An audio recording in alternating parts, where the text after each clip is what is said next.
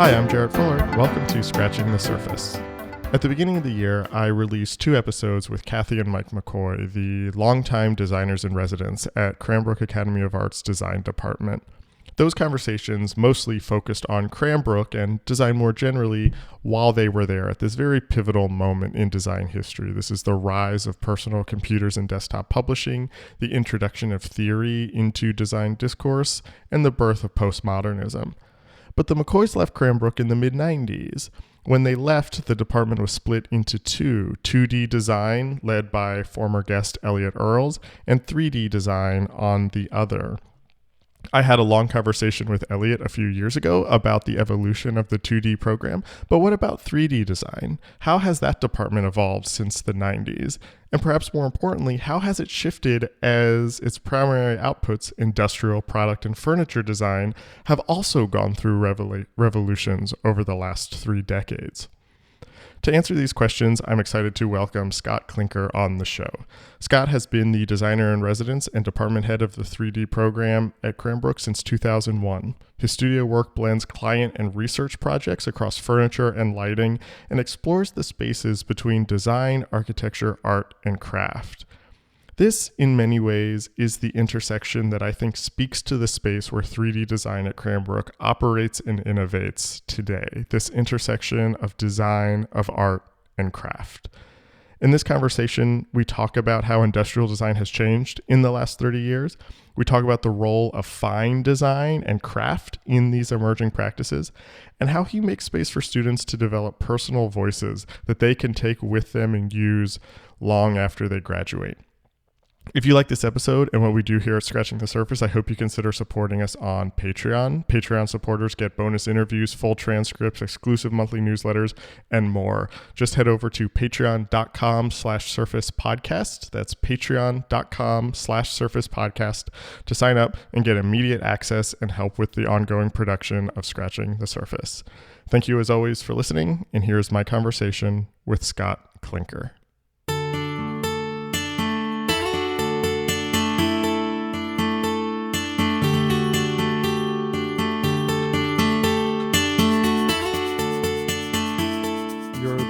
Designer in residence at Cranbrook in the 3D design department.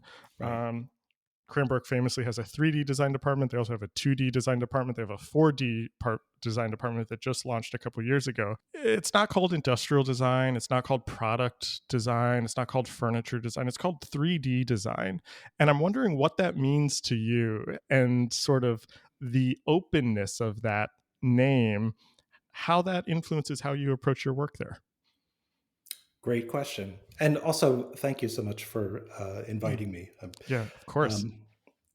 I could tell from listening to your podcast that you're a fellow design nerd like me. So, That's right. 3D, yeah. Well, my training is industrial design, but we've talked about the program, especially in the past 10 years, as kind of bridging the concerns between industrial design and what we call fine design, which is addressing this new context of the collectible design market, which has allowed us a lot of freedom for experimentation. But I am very interested in bringing in students who are interested in both those sides of design and the interplay between them. So it just and also we talk a lot about spatial issues. So it's kind of like furniture, lighting, objects, and spatial stuff.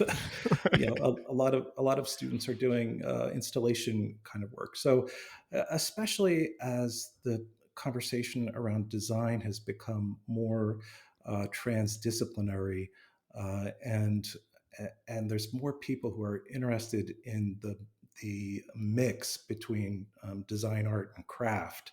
Mm. 3D, the label of 3D has allowed us a lot more freedom to experiment and think more broadly about design in general.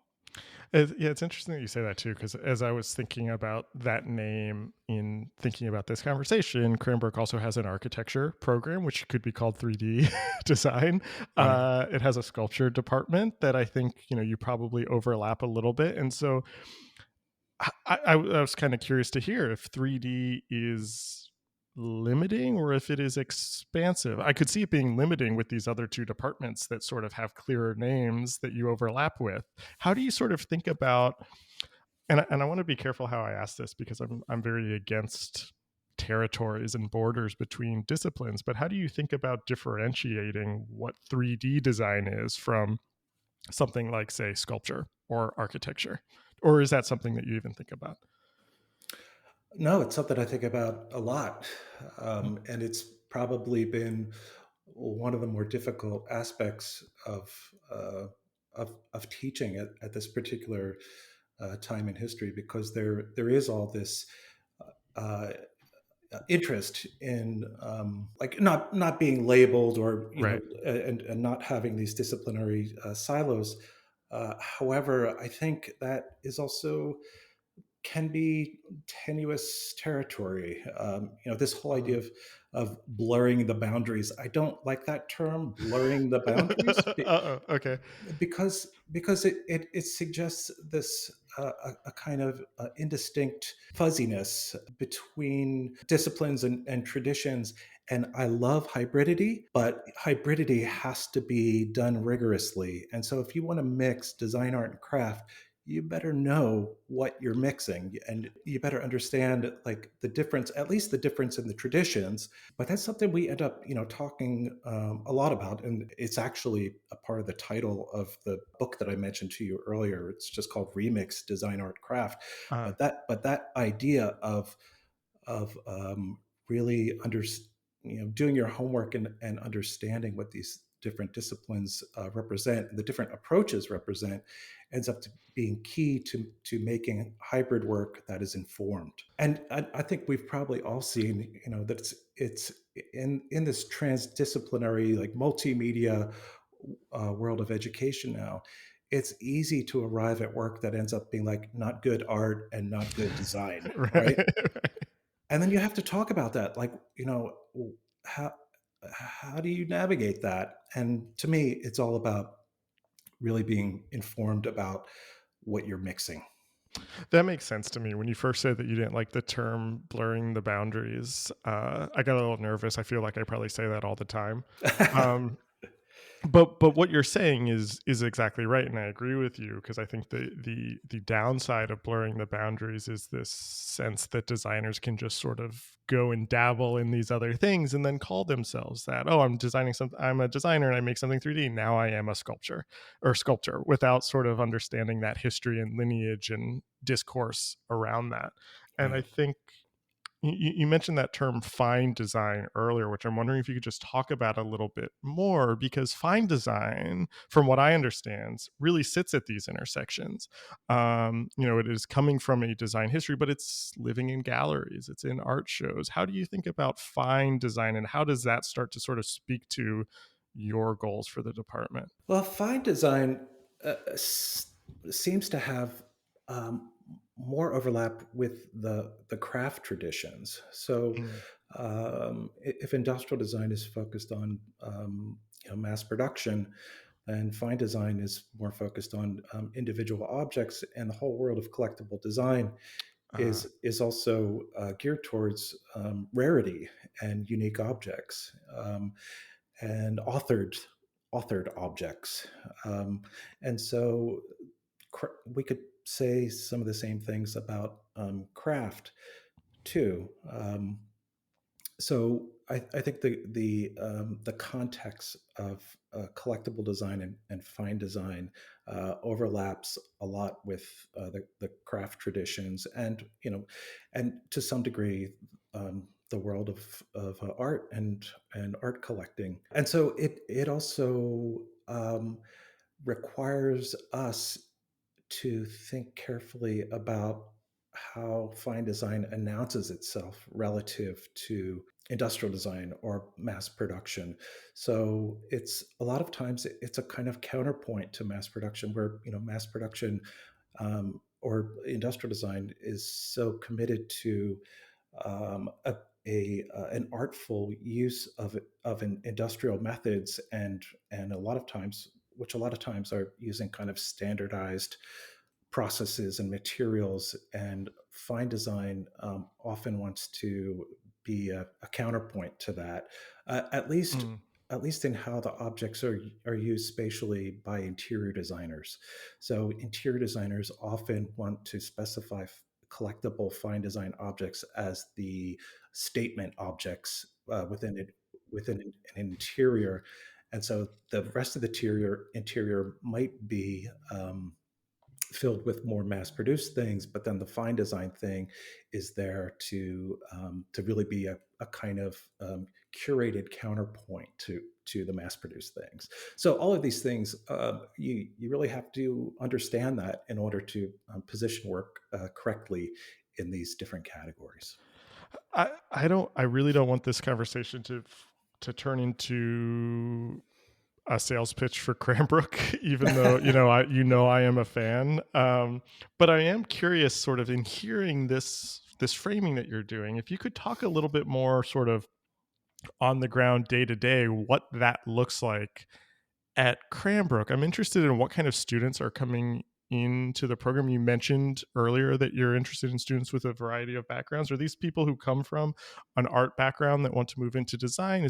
Are these students who are sort of in what I'm going to say are more traditional industrial design jobs and want to sort of broaden their practice? What is that sort of makeup of the students like? And then how do you sort of think about that when you think about sort of what's happening in the studio? Well, it's a mix, and it's a intentional mix, and I think this that idea of curating the right group goes back to the McCoys. Mhm. They had. And by the way, I was a student of the McCoys, um, so I know that whole lineage. But similar kinds of goals where I'm trying to bring in a mix of people from different disciplines in order to have a rich conversation. So Mm. there will always be a few industrial designers in the mix, a few crafts people come Mm. from crafts traditions, especially woodworking, a few architects, Ah. and all of that really serves the conversation in the department. I know the McCoys were always like that too. But what does it look like day to day? Well, I mean, the way it might look different from other programs, for example, like a program that might be a little more focused on, like, traditional woodworking furniture, for Mm. example. Like, there's some of that happening in my department, but it's we don't get too nerdy about it. It is, but there's a lot more work that's happening in materials and processes, and inventing with materials and processes to make unique forms. So especially over the past 10 years, there's been a lot of work in that direction, in ways that have really surprised me. For example, this is a maybe an interesting byproduct of that kind of research, and the reputation we've built for work into materials and processes. But somehow we got on Nike's Ah. radar, and they, in the past couple of years, have hired 7 people out of my program for their basically for their colors, materials, and finishes studio, Huh. because the school has built a reputation for innovation with materials and processes. If you told me 20 years ago that Nike was going to be recruiting from my department, I never would have believed you, because there I don't think I can, well, beyond a handful of shoe designs over the years, that that has not Yeah. been a focus of Yeah. ours. Yeah. Um, so that's a little bit of an aside, but I think and well, I mean, that also points to this whole new area of design, or specialization of design, for Mm. colors, materials, and finishes, that is also a new interest of students. People are getting hired for those specializations now. Of the design industries or design fields, industrial design is one that I am probably broadly familiar with, but not, very deeply familiar with. Mhm. Um, I have taught in schools next to industrial design programs, and I've heard you talk before about sort of your problems or issues or critique of thinking of design only as problem solving. That problem solving is one part of what design is, but it is not everything. And I think that's where graphic design and industrial design tend to overlap a lot. Is that we've sort of globbed on to this idea of being problem solvers and lost the sort of invention part or the experimentation part a bit. And I'm Right. wondering if you could talk more about that and what this idea of kind of design as cultural invention or design as expression as or sort of design beyond problem solving, what that looks like in an industrial design space. Yeah, well, I think all of that makes sense, defining design as problem solving. But to me, it's very traditional. Hmm. It is functionalism. Right. It's an extension of modernist functionalism, um, and it comes from a very kind of rational place. Right. Right. And that was the name of the game for for decades and decades. Starting with the Bauhaus, and I think early the mid-century stuff, classic mid-century furniture that came out of Cranbrook was pushing against that a Yeah. bit. All of the Eames, Saarinen, Knoll, Bertoya, Hmm. all that work was essentially inserting like a new level of craft, but a new attitude into that very rational German energy of the Bauhaus, and they completely transformed, or they gave a new face to modernism that was much more warm and human. And and and so I feel like that mentality has been in the Cranbrook DNA from the beginning, that it's design is not just about Hmm. rationalism. The poetic side of design is just as important, but it can be harder to talk about, harder to and harder to sell. Yeah. But it's just as important. I often describe my own practice as, I don't. I have plenty of peers who describe themselves as human-centered problem solvers, and I just say I want to do more than that. Like, I want to inspire the imagination.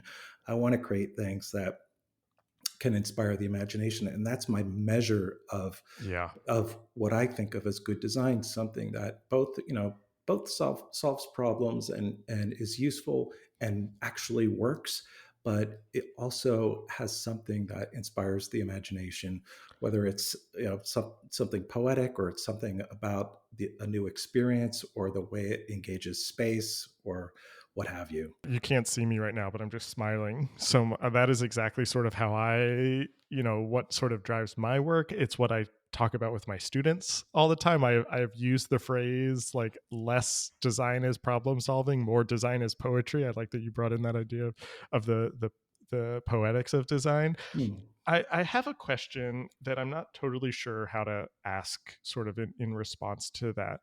Cranbrook famously has no classes, has no, assignments, curriculums. It's sort of a studio environment.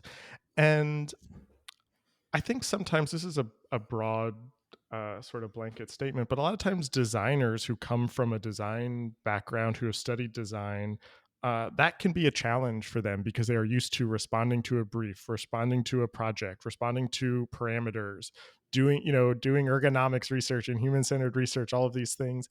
And I'm wondering how you think about setting up structures, conditions, frameworks for creativity and expression and experimentation for students like that who have not had that type of experience when it comes to their design work before. How do you sort of shift that mindset from problem solving to imagination, I guess is maybe the question. But I'm Yeah. specifically interested about that in sort of like the studio model. Yeah. Yeah, no, that is a significant issue, especially for people who come from design and architecture training, Mhm. also across the whole professional fields of both design and architecture. That I often say that people can enter those fields and go through their whole life without ever framing a project for themselves, Mhm. or framing a set of questions for themselves, right? So you can go from like undergrad, where the teacher gives you an assignment and you're answering the question the teacher gave you, right? And then you enter the professional world, and maybe some marketing person is framing the brief for something that Mhm. you work on, and so forth. And it's easy to go through a professional career and never have that moment to ask your own questions and frame your own problems. And it may be something of a grad school luxury to do that. But in my mind, that's a big part of what Cranbrook is all about, like providing a space for that to happen. And it's difficult, like Yeah. that. It's very difficult to ask yourself, what's important to me? What are my values as a designer? What are the subjects that really drive my imagination? And a big part of my work with the students, on an individual level, is to um, helping them to define those things, Mm. and then commit to them also. Yeah. So we think about the 2-year experience in grad school. I want people to go through a process, an arc of development, and arrive at the other end with a something that expresses expertise and mastery. Mhm. And to get there, I usually go through what I describe as similar to the design process, and it's a cliche, but it's this kind of like diamond shaped Oh yeah. Yeah. thing where you start at the top, you ask a question, you try a lot of things at the middle, at the wide middle, you make some decisions about what's working best, and then as you move down the diamond towards the bottom, you move towards development and refinement until you arrive at the end with something that expresses mastery, Mhm. hopefully. And I think of the 2 years at Cranbrook to be like that. First year is often the top of the diamond. Second year is the bottom of the diamond. So first year is like trying a lot of things. Right. At the end of the first year, we look at all the work together, make some decisions, and then make some commitment. And I do this partly through having the students do research presentations Mm. to dive deep in their second year, and arrive at the end with work for their degree show that is developed and mature. And that seems to work. There's two parts to this that I think are challenging for students, and I'm speaking as an educator who sees this in students. I'm speaking as a former student. I'm honestly even speaking as like a professional now who's sort of struggling with with these questions sometimes, because I think there's the question about framing a project for yourself. Like you're talking about, what are my values? What do I believe? What do I want to do?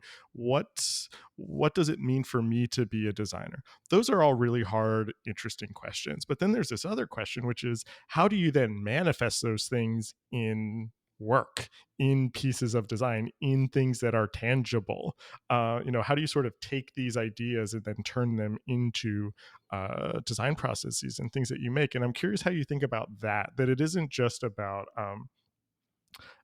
it isn't purely an intellectual exercise. It is an intellectual exercise that also has a physical component to it. Right. Yeah. No. And I think that's where you go back to the design process, maybe the diamond shaped, Yeah. on a more micro level, on a project level, where Uh, you have to it's typical kind of design process in a way. It can be where you start with a question, you do ideation, you develop a lot of concepts, you make some decisions, but part of the decision making is, what can I actually make in the Right. studio as as independent research. I don't As a student, I don't have a big corporate budget to pull this off, and so there's a lot of practicality that needs to get applied at that point. And it's actually a part of the process that I really enjoy. It goes back to like the most basic part of my own design education of when the teachers always said keep it simple. And so like and I think that is a real practical concern in school in general, for this kind of independent research in school, like making good decisions that are making good practical decisions about the scope of the project and the making part of it. Mhm. It's tough. I'm wondering if these ideas, how they translate, how you think about how they translate or could translate outside of Cranbrook. I think I asked this question to your 2D colleague Elliot Earls off the record once, and we had a long sort of conversation about Mm, this. But the structure of Cranbrook, the environment at Cranbrook, like the buildings, that campus, the studio environment lends itself to this sort of self reflection, to all of these questions that we're talking about. How does one do that outside of Cranbrook? Can a more traditional industrial design program embed these ideas within their curriculum? If you're working in a studio, sort of, more traditional, sort of like product studio or something, how do you sort of work these in? And again, just to sort of frame my question, I see this with my students all the time who get really interested in these really big questions and their values and the ethics of what they do, and then they sort of have this moment where they're like, oh, I have to get a job after this, and how do I then continue these questions in a capitalist system where I have to be making designs or products or whatever, that make money? That sort of balance between these, how do you see ways to do that outside of the sort of Cranbrook model? yeah. And I think of what we're doing here, like I think Kathy, when Kathy McCoy was on, she described the goal of the program is to help students to find their voice as a Mm, designer, and I completely believe that, and am evolving the program with the same goals. Um, but the reason for that is to move the student towards cultural maturity and a point of mm, view, a cultural maturity a point of view that will serve them in a lifelong ah, investigation, right. and will serve their career. So if you think about the field, whether it's industrial design or graphic design, if you take away all of the skills and the nuts and bolts of the field, what's left is of value, is the designer's cultural maturity and point of Mm, view. And um, but the problem that we discussed earlier is that most most designers never make the time, or don't have the opportunity, or the we could even call it the luxury of taking that time to develop their cultural maturity and point of view. But that's in the end what will differentiate you from the crowd. right, And right. so I think of it, that might sound idealistic, but I also think it's very true. Like that designers get the projects that they deserve Mm, in the commercial world, mhm, um, and it's and you get those projects by demonstrating a point of view. And ultimately, to me, it's more like being an artist. It's like following what you love, and believing in what you love, and sticking to your guns. And when you do that, it's the whole sort of, maybe it's like the whole Joseph Campbell, like follow your bliss sort of thing. But Right. like when you do that, doors open up that you wouldn't expect would open up, and you're going to meet people, like you and I are talking right now, design nerds coming together, you Hmm. know, Hmm. and and so whether it's a, an area of cultural investigation, or an area of theoretical thinking, whatever it might be, like, stay true to what you love, and stuff will happen. But you need to make space for that to happen, and it's not, that is probably never going to happen if you just worry about marketable skills. So, yeah, I agree with that. I'm curious. This is perhaps maybe my last very specific question about Cranbrook.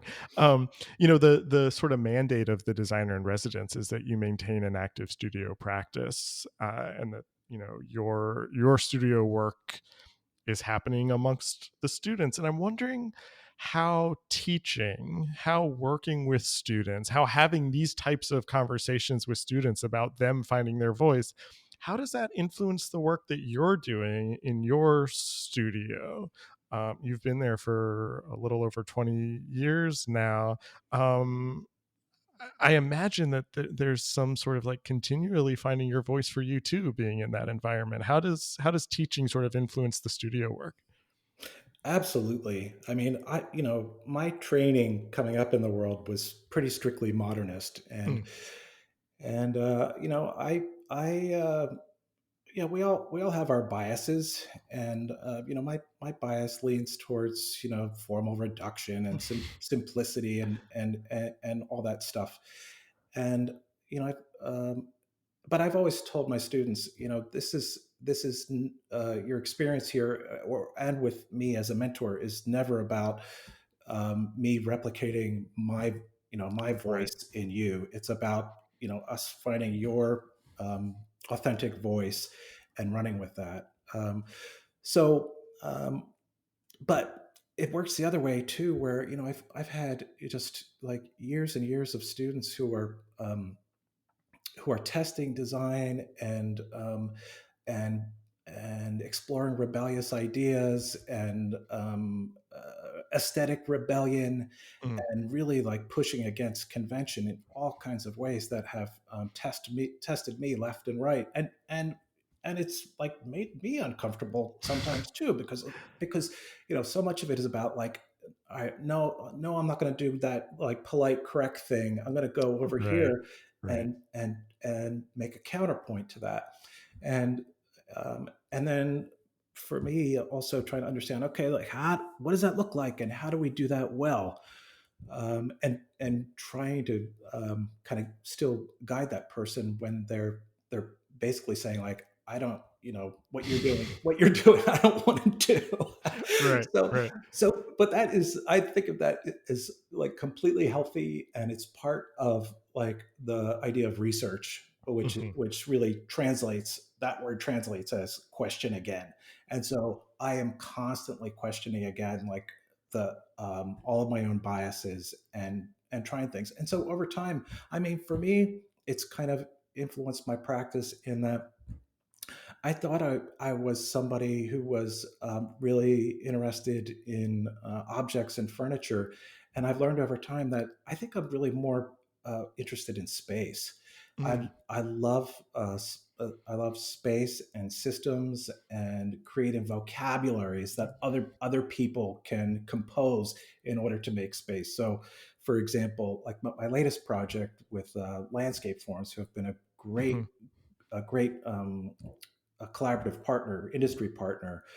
The project's called Theory, which is a whole system of outdoor furniture forms that are fairly abstract, and are kind of testing, like really absorbing ideas from the Cranbrook studio about ambiguity and abstraction, Hmm. and creating furniture, ultimately creating these forms that are somewhere positioned somewhere between public art and outdoor furniture. And so to me, it's in a way, it's kind of all coming together um, in very useful ways. And although these projects are like those projects for landscape forms are pretty intense industrial design, like super industrial. Yeah, Actually, it's all like steel and yeah, aluminum yeah. and so forth. But I am trying to explore ideas about space and behaviors and in public behaviors in public space in a way that's very artful. So I think Kathy said something like the teacher learns the most, and Yeah. it's absolutely true. And I completely feel that this, like being at Cranbrook for 20 years, has probably influenced me in ways that I don't even understand. I, you started answering what my next question was going to be, and I'd love to hear you talk about it a little bit more. I've heard you describe your studio practice as being a mix of industry projects, working with clients, commissions, that sort of thing, with what you call cultural research. These are formal studies, sort of self-generated projects, and I'm really interested in how those actually fit together, or how those influence each other when those sort of more research projects make their way into the industry projects and vice versa, and if those actually are the same thing or come from the same place. How do you sort of see that tension or that relationship? For example, one thing I learned a while back is that I like systems, Mhm. systems of forms. And honestly, I think this comes from the most sort of fundamental early life experiences of like being a kid and playing with blocks. Yeah. That like blocks are a system of form that kind of engage the imagination. And so I created the ultimate set of building blocks called the design superset, which was a set of like tabletop scale, building blocks made to a dimensional system of all different materials. So there's Mm, wood, there's marble, there's metal, there's plastic, there's felt, mm, and so forth. And so this is the like the ultimate sketch tool for me of but also being able to recombine material semantics, mm, material languages. So I do that, and then 5 years later, the this landscape form project happens, which is, again, it's sort of like these building blocks. The theory line right, that I was describing earlier is sort of like these right. building blocks. It's a system of thinking, or thinking about components, or a vocabulary that can be recombined to define space. Um, and I find I keep doing that over and over again, both in objects and also in drawings. If you look on my Instagram, my Instagram goes pretty deep into it, like a lot of drawings about space, but it's mostly about spatial abstraction.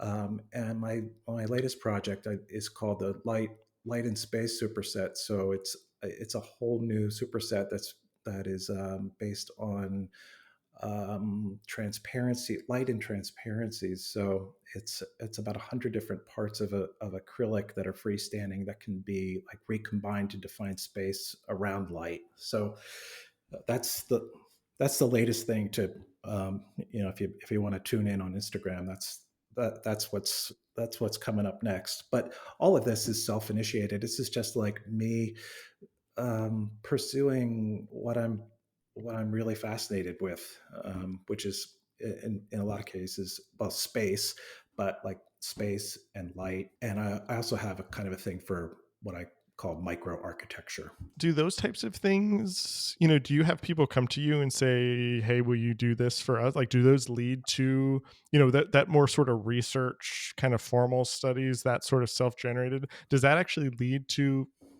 like, do people see that and say, like, oh, can you do something like that for us, where those what starts as research becomes an actual sort of industry project? It hasn't happened a lot, but it's happened. For example, about more than 10 years ago, I did a beam bench.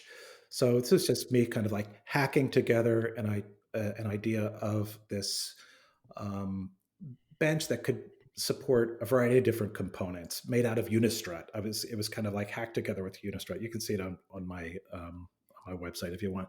But so that's something I did on my own. Nobody asked me to do that. But then my client from Landscape Forms, Kurt Martin, creative director, has been great to work with.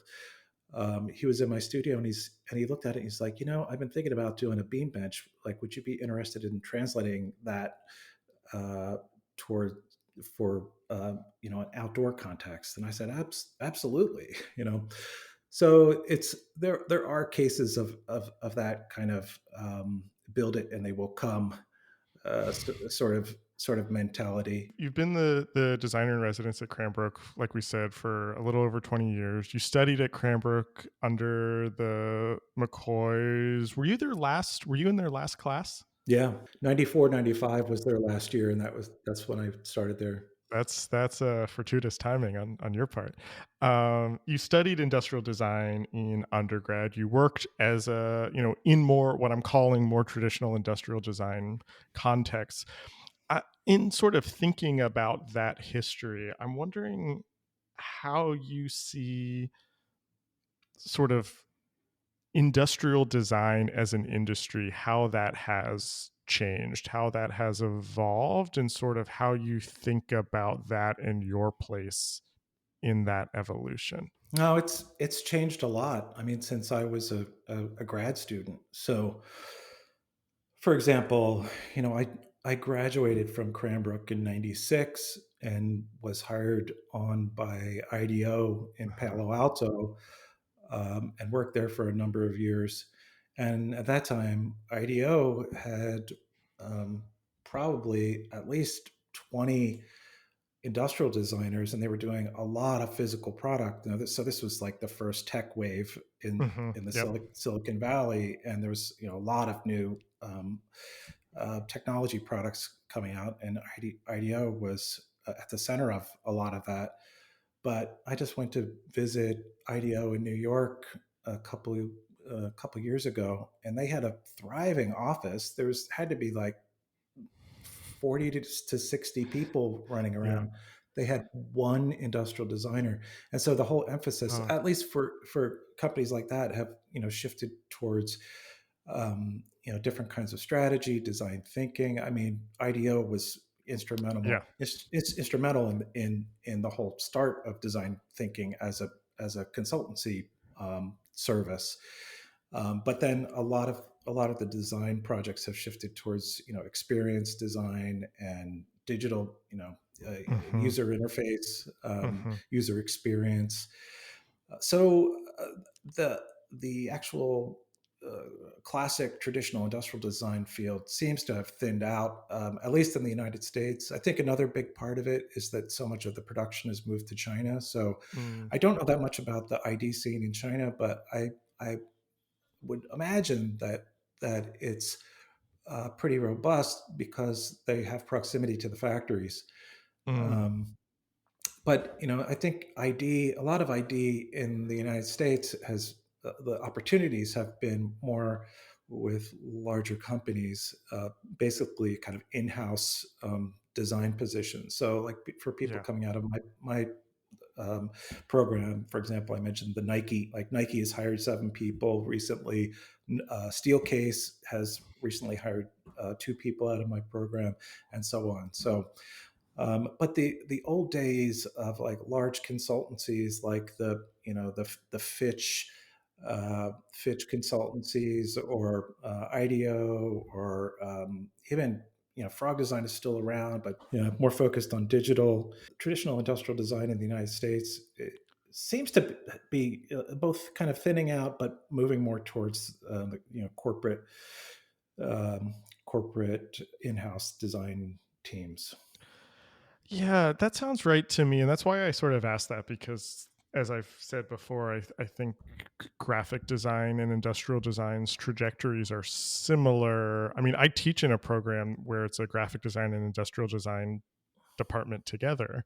And the rise of human-centered design, the rise of design thinking has affected both of them. There's also this sort of squeezing that's happening on both sides, whether that's from Mm, sort of user experience and digital design, and sort of, especially on the graphic design side, sort of development and programming on one side, but then also sort of strategy and um, kind of consulting on the other, that it's sort of forcing a reckoning about what these fields do and where they go. And uh, all too often it becomes that sort of the corporate role like you're talking about. And maybe I'm projecting this onto you, but I sense a resistance in some of that, coming to this idea of expression and creativity and playing with materials. And I'm wondering sort of where else you think industrial design, which I'm putting in quotes, what other opportunities are there today? What are some, a student interested in these things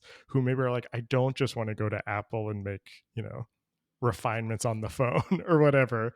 yeah, Um, where else you see sort of opportunities for invention? yeah, That sounded negative, like these fields were yeah, dying. That's not what yeah. I meant. That's not what I Yeah, meant. no, I yeah, I don't want to paint a dire Yeah, any yeah, sort of dire picture for the field, and also in terms of my values in design, I'm also a real pluralist. Like, design is not just one thing, and there are many valid ways of practicing and valid ways of teaching it.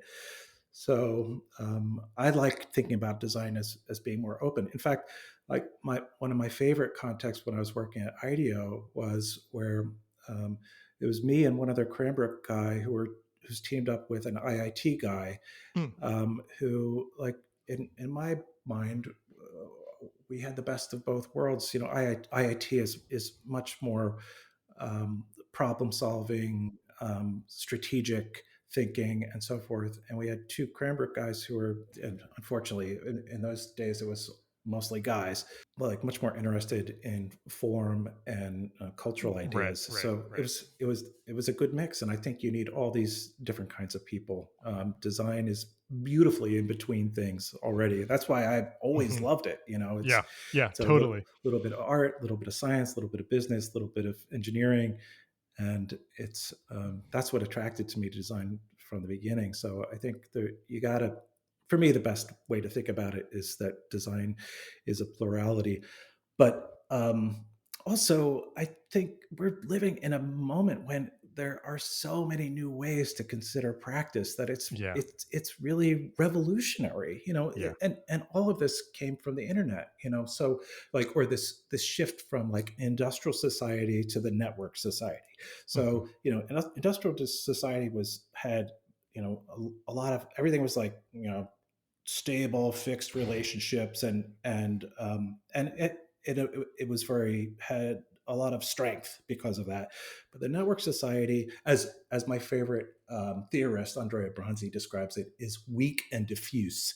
That that and it's partly because there's so many, like, just the shape of the network is so different from the Hmm. old corporate pyramid, and the network offers all these new possibilities. But you combine that, so, and, like, new possibilities, but new discussions, new potentials for making connections with other people that are excited about what you're excited about. And then you've got, social media and e-commerce on top of that, and digital fabrication and worldwide shipping.